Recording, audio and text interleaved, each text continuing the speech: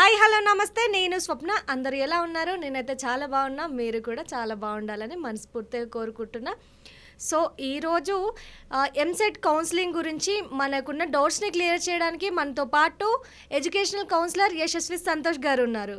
Hi sir. Hello అండి. Sir, US వీసాల గురించి చాలామంది ఇబ్బంది పడుతున్నారు కదా, లేటెస్ట్గా ఏమైనా అప్డేట్స్ ఉన్నాయా సార్? యాక్చువల్లీ ఇవాళే ఒక లేటెస్ట్ అప్డేట్ వచ్చింది.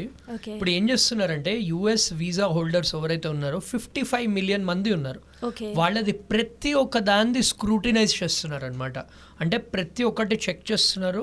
అండ్ దాంట్లో ఏమైనా ఇన్ఎలిజిబుల్ ఉండి ఆర్ వాళ్ళు terror activities related are social మీడియాలో ఏమైనా హేట్ పోస్టులు పెట్టినా కానీ బేసికలీ యూఎస్ అగెయిన్స్ట్గా ఉంటే వాళ్ళని డిపోర్ట్ చేయడానికి ప్లాన్ చేస్తున్నారు అనమాట. సో ఇప్పుడు ట్రంప్ గారు వచ్చాక చాలా స్ట్రిక్ట్ చేస్తారు ఈ వీసా ఇది కూడా. సో మన స్టూడెంట్స్ బేసికలీ ఏంటంటే రూల్స్ ఫాలో అవ్వాలని నేను అడ్వైజ్ ఇస్తాను.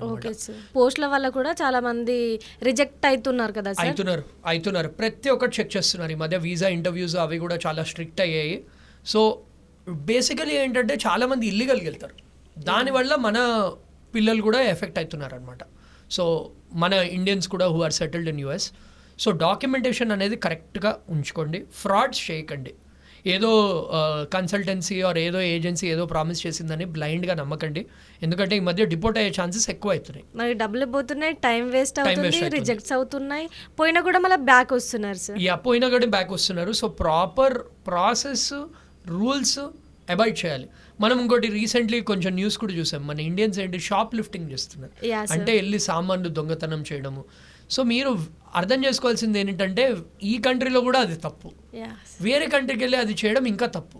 అంటే వాళ్ళ వల్ల మన ఇండియన్ ఇమేజ్ అనేది పోతుంది. సో నా అడ్వైజ్ ఏంటంటే స్టూడెంట్స్కి ప్రొఫెషనల్స్కి అక్కడ ఉన్నది రూల్స్ ఫాలో అవ్వండి. Please follow the rules.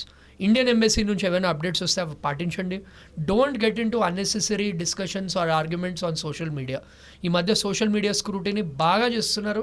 వాళ్ళు చెప్పరు కానీ చేస్తారు. కొందరు చెప్పి చేస్తున్నారు, కొందరు చెప్పకుండా చేస్తున్నారు. సో సోషల్ మీడియా అవాయిడ్ చేయండి. అంటే మీరు వాడుకోవచ్చు బట్ ఏం పోస్ట్ చేయకండి which is against United states of America. So ఇవి చేస్తే ద ఇష్యూ ఏముండదు. సో యూత్ కూడా పాలిటిక్స్ గురించి మాట్లాడిన వీడియోస్ కూడా చూసాం కదా సార్. సో అదే అండి. సో అనవసరం అది. ఇప్పుడు మనం అక్కడ వెళ్ళింది పాలిటిక్స్ కోసం కాదు కదా. అక్కడ మనం వెళ్ళింది చదువుకోవడానికి, మంచి లైఫ్ కోసము ఆర్ మంచి ఫ్యూచర్ కోసం అక్కడ వెళ్తున్నాము. అక్కడ వెళ్ళి ఇలా పాలిటిక్స్ ఇలా ఇది ఎంజాయ్ చేయండి బట్ లిమిట్లో చేయండి. సో చాలా జోక్స్ వస్తున్నాయి సోషల్ మీడియాలో కూడా మన ఇండియన్స్ గురించి. అది మనకే షేమ్ఫుల్ కదండి. సో అక్కడ వెళ్ళి అది ఒక డెవలప్డ్ కంట్రీ. సో అక్కడ సిటిజన్స్ వాళ్ళు కూడా మీరు కూడా ఒక ఫార్వర్డ్ థింకింగ్ ప్రోగ్రెసివ్ ఇండివిజువల్లా బిహేవ్ చేయాలి. అక్కడ వెళ్ళి అలాంటి చేస్తే you have to face the consequences. Yes sir, thank you so much sir. Thank you so much.